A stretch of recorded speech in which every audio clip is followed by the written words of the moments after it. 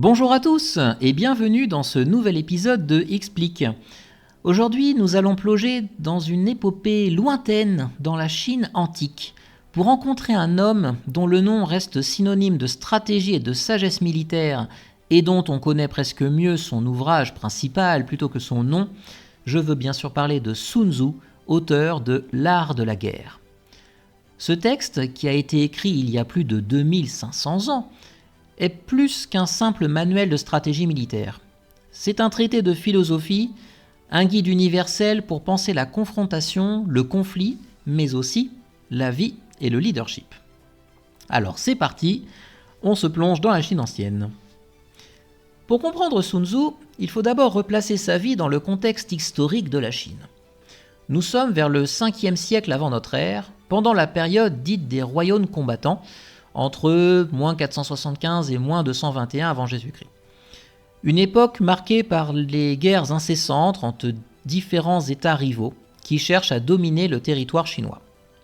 Sun Tzu, dont le nom signifie littéralement Maître Sun, est un général et stratège chinois légendaire. On sait peu de choses avec certitude sur sa vie, car il est parfois difficile de séparer la réalité du mythe.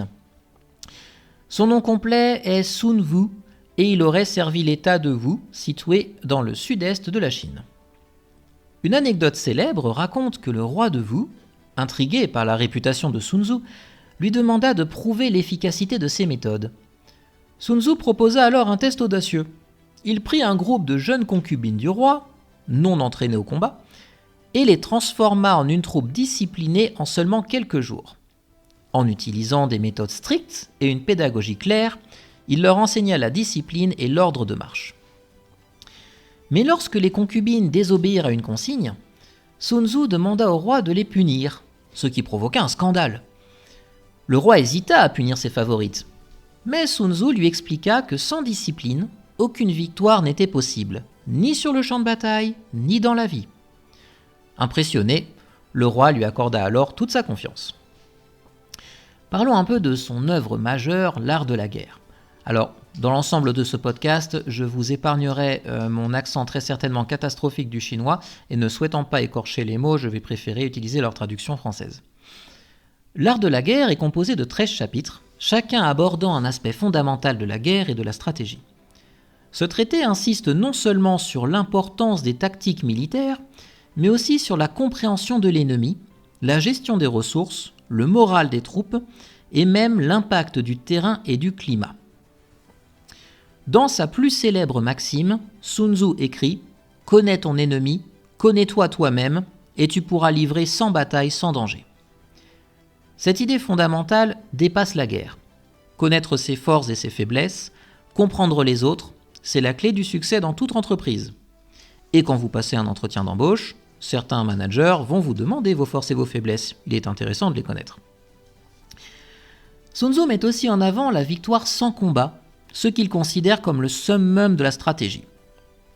Il dit « Le summum de l'art de la guerre est de soumettre l'ennemi sans combattre, puis de briser son alliance, ensuite de battre ses armées, et en dernier recours, de prendre d'assaut ses forteresses. » Cette approche démontre toute la subtilité, l'intelligence et la finesse qui caractérisent la philosophie de Sun Tzu.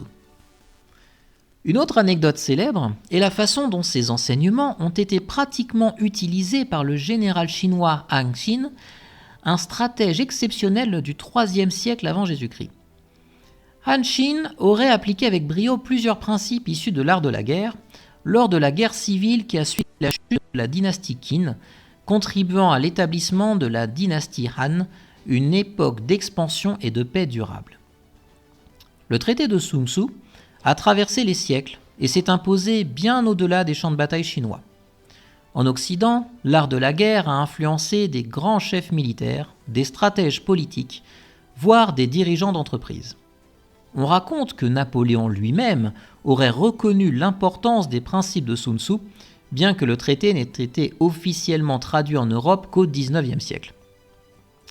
L'art de la guerre de Sun Tzu est bien plus qu'un simple manuel militaire. C'est un traité qui explore la complexité de la confrontation, la nature du conflit et surtout la sagesse nécessaire pour le maîtriser. Un texte, donc, qui malgré ses plus de 2500 ans résonne encore aujourd'hui à travers le monde, pas seulement sur les champs de bataille, mais aussi dans les salles de réunion et ailleurs. Sun Tzu insiste aussi sur l'importance de la flexibilité et de l'adaptabilité. Il dit dans l'art de la guerre, « L'eau prend la forme du terrain dans lequel elle coule, le soldat s'adapte à son ennemi pour gagner la victoire. » La guerre n'est pas une science figée, elle demande une lecture constante des circonstances, de l'environnement et des mouvements ennemis. L'approche rigide mène à la défaite, alors que l'intelligence tactique s'appuie sur le changement, la surprise et l'innovation. Une autre phrase pleine de sagesse sur la préparation illustre aussi l'importance du choix du moment. Sun Tzu dit « La guerre est l'art de la tromperie ». Voici résumé la clé du succès. Dérouter l'ennemi, créer des illusions, jouer sur ses attentes pour l'affaiblir. L'art de la guerre, c'est l'art de faire croire, de surprendre, de dominer sans montrer ses cartes. C'est une leçon applicable à bien des domaines où la stratégie est nécessaire. Et même encore aujourd'hui, que ce soit en entreprise, dans les jeux de société, dans les jeux vidéo, dans les relations interpersonnelles parfois, bref, à beaucoup de moments. Par ailleurs, Sun Tzu met en garde contre la précipitation et la surestimation, notamment en disant « la lenteur est la rapidité ». Jean de La Fontaine aura très certainement repris l'idée avec le lièvre et la tortue. C'est une invitation à maîtriser la patience, à s'assurer d'être prêt avant d'agir. Avancer trop vite sans préparation ni réflexion mène souvent à la défaite. L'attention aux détails, l'observation attentive du terrain et des forces en présence sont essentielles. Enfin, Sun Tzu nous rappelle que la guerre est aussi une affaire humaine où le moral des troupes joue un rôle décisif. Il dit notamment « Le moral des soldats est la clé de la victoire ». Un commandant avisé sait que les hommes qu'il dirige ne sont pas que des machines. Leur confiance, leur motivation, leur foi en la cause sont aussi vitales que leur armement ou leur position.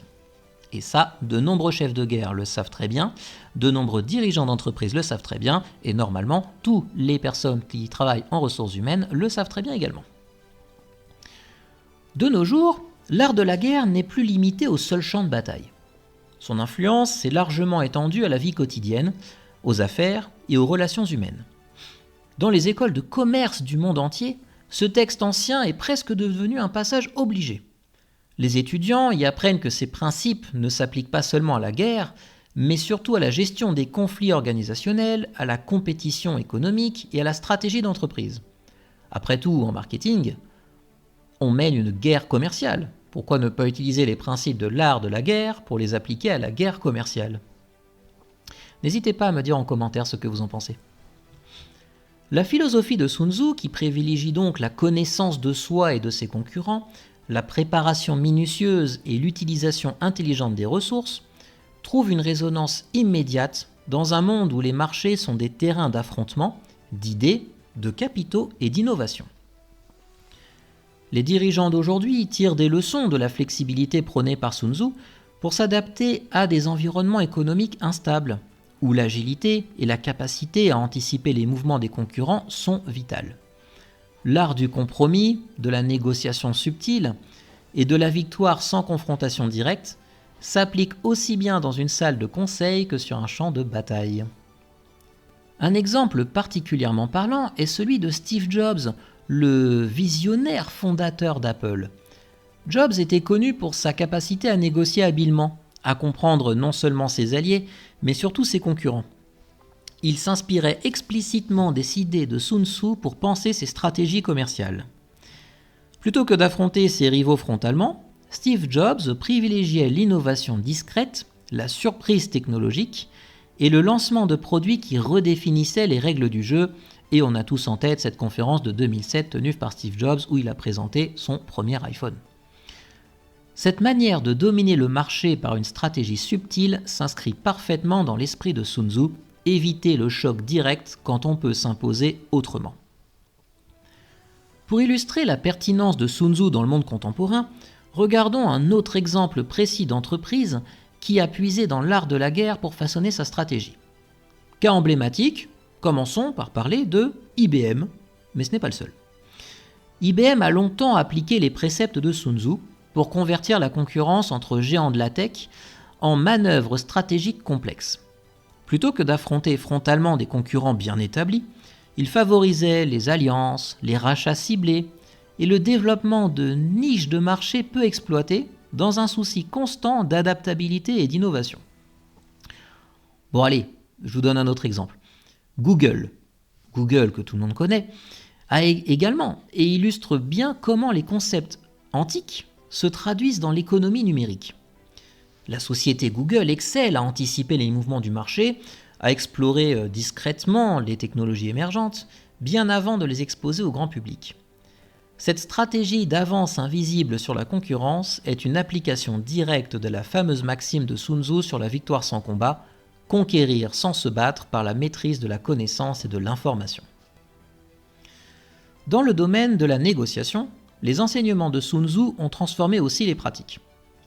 Par exemple, lors de discussions commerciales internationales, il est recommandé, en écho à ces principes, de toujours chercher à comprendre les motivations profondes de l'adversaire, représenter ses intérêts tout en préservant ses rapports, et ne jamais dévoiler tous ses arguments dès le début. Une anecdote célèbre illustre cet art subtil. Lors d'une négociation cruciale entre deux entreprises américaines et asiatiques au début des années 2000, un des négociateurs s'inspira directement des enseignements de Sun Tzu pour temporiser, attendre que l'autre partie se dévoile et ainsi inverser la dynamique du rapport de force à son avantage. Au-delà des grandes entreprises, l'art de la guerre est aussi utilisé par des politiciens, des coachs en leadership et même des sportifs. Les principes de préparation, de connaissance de soi et du terrain, de patience et de stratégie gagnent à être appliqués partout où il y a des compétitions ou des oppositions. Cette double capacité à être stratégique dans la gestion des conflits et à privilégier la victoire par finesse plutôt que par la confrontation brute distingue la pensée de Sun Tzu de nombreuses théories concurrentes. Alors, la prochaine fois que vous entendrez parler d'une négociation serrée, d'une stratégie d'entreprise habile, ou même d'une décision politique savamment calculée, pensez à Sun Tzu. Derrière ces manœuvres modernes, il y a l'écho d'un sage chinois d'il y a plus de 2000 ans qui nous rappelle que l'intelligence, la préparation et la flexibilité sont les meilleures armes pour gagner, sans jamais avoir à livrer bataille. Cela montre à quel point la sagesse antique peut s'adapter à un contexte moderne, où la guerre a souvent, mais pas tout le temps, laissé place à une succession de compétitions complexes, multiformes et nuancées. Le pouvoir dans le monde d'aujourd'hui n'est plus seulement militaire, mais aussi intellectuel, économique, technologique et social. Et c'est là que l'art de la guerre révèle toute sa pertinence. Mais le plus fascinant chez Sun Tzu, c'est cette idée que la guerre est un reflet amplifié des défis humains. Chaque bataille est une métaphore de la lutte entre les forces opposées, à la fois dans le monde extérieur et intérieur. Pour lui, le véritable adversaire est souvent en nous. La peur, la confusion, la colère. La peur mène à la colère mène à la haine mène à la souffrance, comme disait un autre sage millénaire, Yoda. Je ferai très certainement un podcast sur lui d'ailleurs. La guerre est une affaire de dupes dont la seule constante est le changement, pourrait-on résumer. Y a-t-il un côté ironique à ce que ces concepts anciens, écrits dans une époque de guerriers et de rois lointains, continuent à résonner aujourd'hui dans nos vies modernes ? Certainement. Mais c'est aussi la preuve de la profondeur intemporelle de la sagesse de Sun Tzu. Au final, il ne nous enseigne pas seulement à remporter des batailles, mais à les éviter quand c'est possible, à agir avec discernement, avec prudence, et surtout avec une compréhension claire de nous-mêmes et du monde qui nous entoure. Pour conclure, la figure de Sun Tzu reste un symbole de la puissance de la stratégie maîtrisée, de la patience et de la sagesse qui dépasse le simple champ de bataille. Son héritage est un guide précieux, un rappel que dans toutes les circonstances, c'est par la connaissance, la préparation et l'intelligence que l'on peut espérer triompher durablement. Ceci clôt notre podcast du jour, petite plongée dans la Chine, ça nous change un peu. N'hésitez pas à liker comme d'habitude, ça récompense le travail fourni, n'hésitez pas à commenter, à partager, et moi je vous dis à très bientôt pour de nouvelles aventures.